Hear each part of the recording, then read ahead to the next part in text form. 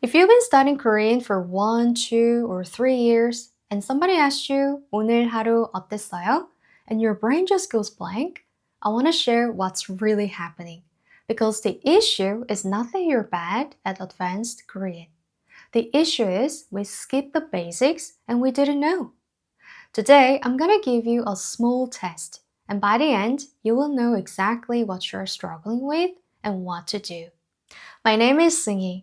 I've been teaching Korean for almost 10 years. And in the last month, I've given feedback to over 100 Korean students.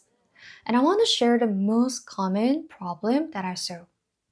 It's the thing that keeps many of us stuck, whether you've been studying for 1 year, or 5 years, or even 10 years. Here's the problem. It looks like an advanced problem, but it's really a basic problem. And until we notice this, we just keep learning new, harder things. But our foundation is still very weak. It's like building a house on the floor that isn't finished yet. Let me ask you to do something with me right now, out loud, even if you're watching alone. Here are 3 topics. And for each one, try to talk about it for 1 minute in Korean, out loud, without thinking too much. Okay? Topic 1. Tell me what you did this weekend. 1 full minute. You can pause the video and try it. Topic 2. Tell me what you like to do and how often you do it. 1 minute. Try it. Topic 3. Introduce yourself. Your name, job, where you live, why you study Korean. 1 minute. Pause the video and try it. How did it go? Did the words come out easily? Or did you freeze or pause? Or did you have to translate every word from English? If any of those 3 felt hard, I have very specific news. You don't have an intermediate Korean issue. You have a basics issue. And here's why that matters. Every minute we spend on advanced grammar or harder vocabulary is a minute that doesn't fix the basics. We're decorating a house with no walls. So the speaking test you just did told you the problem. If you froze on the first question, talking about the weekend, that means that past tense is not ready yet. But we should have learned this well in our first year. If you froze on the second question, talking about what you like to do and how often you do it, that means that everyday verbs are not ready. And also numbers aren't either. If you froze on the third question, talking about your self-introduction, that means that you're still not familiar with the most important sentences. Think about it. It's the sentence we say to every new Korean person for the rest of our life. These aren't advanced.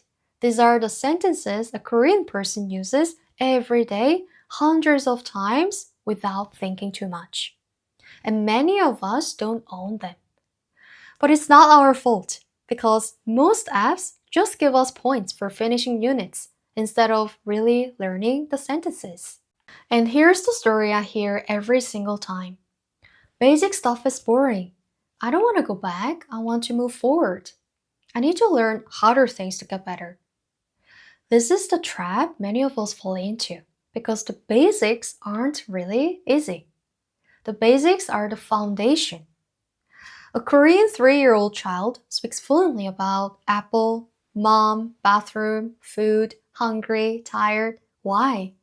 Because they've said those words hundreds of times. But we have probably said 뭐 하는 거 좋아해요? Asking what you like to do, maybe 10 times, 20 times in our entire Korean journey, or even less. So when a Korean person asks you something, your brain has no automatic shape for it. You have to build a sentence from scratch in real time. That's why you freeze. Not because Korean is hard, because you barely repeated the basics enough times to really own them. Our brain, it wanted to feel like it was learning, so it kept moving forward. New chapter, new unit, new vocabulary list. But moving forward isn't the same as going deep. A wide foundation is what holds the building up, right? A real Korean speaker has repeated the same sentence until they can speak automatically.